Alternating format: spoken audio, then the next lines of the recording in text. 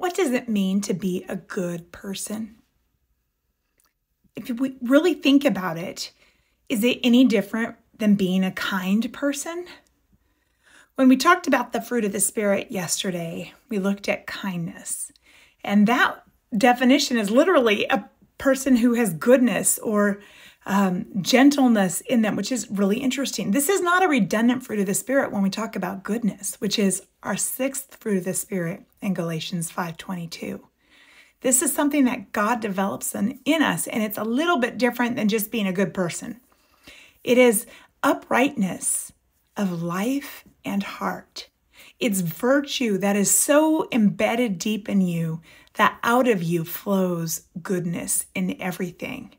It's not just our actions, which should include charity, but it's also how we talk and how we interact and how we think.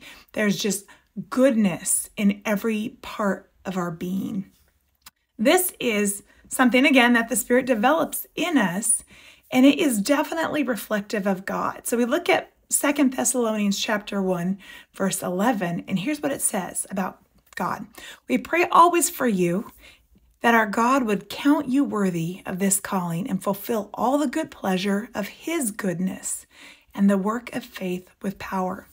There are only 4 instances of this word goodness being used in the New Testament, and this one in Galatians, and now this one talking about God's goodness, are 2 of them.